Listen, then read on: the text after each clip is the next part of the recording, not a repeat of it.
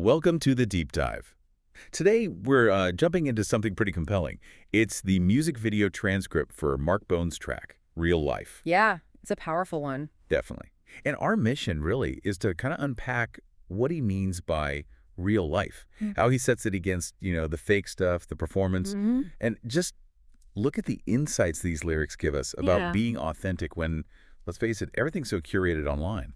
Absolutely. And, music, especially hip-hop, it's often the space for commentary, right? On society, personal struggles, finding what's real. Right. So Mark Bone's Real Life, it's not just a song. It feels more like a critique. We're going to peel back some layers here. Yeah, it should be interesting to see what real life actually means when you strip away all the noise. Exactly. The facades. Okay, so let's get into it. Bone, he really doesn't waste any time, does he? He starts defining real life by basically saying what it isn't. Straight out the gate. He calls out these superficial displays. He says, don't be flashing guns in no videos and lie about all the know damn well that I'm broke. And then he hits with, I'm still broke as hell. I mean, that's pretty raw, right? Especially for a genre that often projects, well, the opposite. It really is. And that's a key thing here. It's not just calling out others. It feels like a comment on how exhausting it is, maybe, trying to keep up that digital image. Yeah, that makes sense. So saying he's broke as hell, it's honesty, yeah, but it's also kind of strategic, like flipping the script. How so? Well, he's showing that maybe real power is in being vulnerable, which is, often the opposite of the flashy hip-hop thing. It makes you question what success even looks like. And he draws that line super clear when he says, this is real life, not a Facebook post. Exactly, that distinction. Then he kind of dismisses the whole fabricated thing. All of these fantasies, lots of faking these cameras. See, not me, I stay low-key. It's like he's saying, I see the game, but I'm not playing. Yeah, he's opting out. Which, for you listening, how often do you bump into that, those curated realities? Yeah. And maybe feel that pressure yourself to present something, maybe not quite real. It's a constant thing, isn't it? Bone's kind of asking us to think about how heavy that can be. Yeah. Okay, so he set up this whole genuine versus fake thing. Right. Then he turns his attention to the people he sees as embodying that fakeness, the fakes, the snakes. Right. Now it gets personal. It's less abstract. Yeah. And this part, it really taps into that that self-preservation instinct, protecting yourself. From negative energy. Exactly. Whether it's people who aren't loyal, the slithering snakes he mentions, or just, anonymous critics online. Right, the trolls. Yeah. When he says, fuck these haters and fuck these hoes talking shit up on the internet like some troll, it's harsh, but it's about setting boundaries, isn't it? Deciding who gets into your actual real life. It's like a defense mechanism. Pretty much. Against all that toxicity that can just, throw you off course if you're trying to be authentic. So it's gone from defining not real to actively pushing back against the people who represent it. He says straight up, I really ain't got no time for no fakes. All those scratch slither snakes.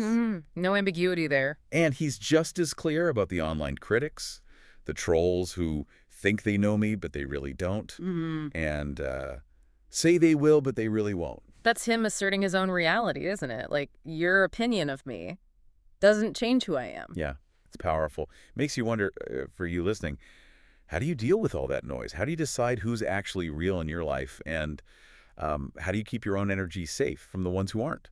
That's a big question. So, okay, he knows what real life isn't. He's pushing back against the fakes. What did this mean for Mark Bone himself, for his own path? Because he's not just pointing fingers. He's really standing up for his own journey, his own belief in himself. Yeah, it's defiant. And it's rooted in this, serious determination. And what's really interesting is it feels like it comes from inside, His self-worth, his direction. It's not about external validation, not about hype. Which is kind of countercultural in the music industry sometimes. Very much so. It echoes some, foundational hip-hop themes, building something from self-belief against the odds.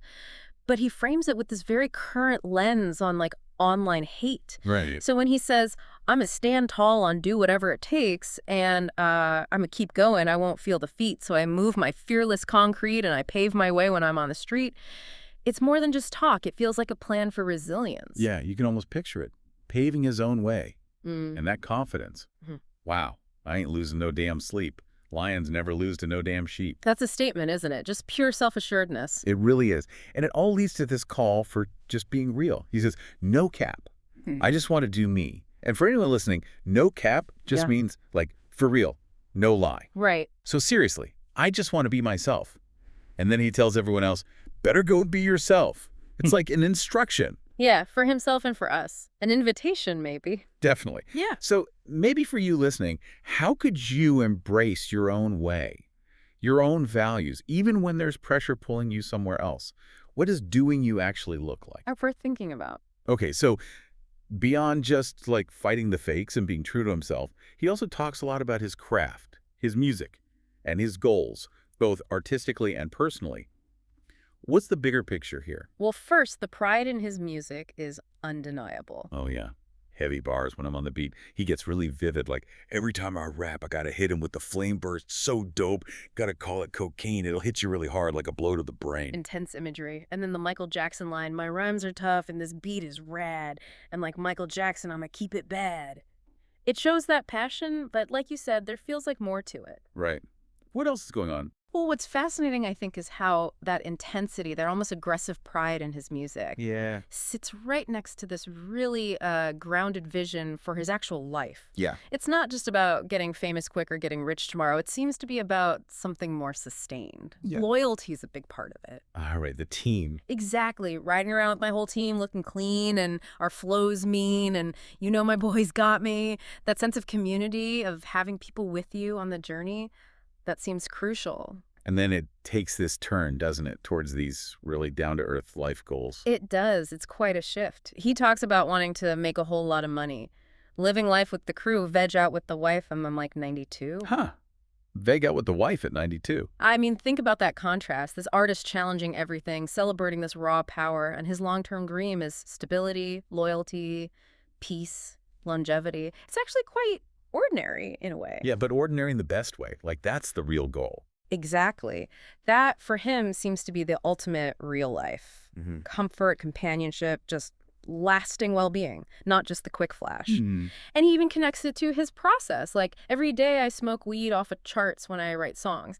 It shows how his creativity is just part of his normal, authentic routine. So it's this whole picture, isn't it? The creative fire, the crew, getting old with his wife. Yeah, full vision of what real means to him. So for you listening, think about that balance maybe between your passion, the immediate stuff, and maybe that longer view, your own version of veg out with the wife, I'm like 92. What does that look like for you? It's a good thing to consider. But okay, amidst all this talk of authenticity and like long-term goals, there's also this really stark warning. It's pretty sobering, actually. Yeah. About the cost of living that fake life, especially when it involves violence. Yeah, this part hits hard. It cuts through everything else. It really does. It's not just about image anymore. No. This is life and death stuff. And if you connect it to, the wider world, that line is just this blunt reminder.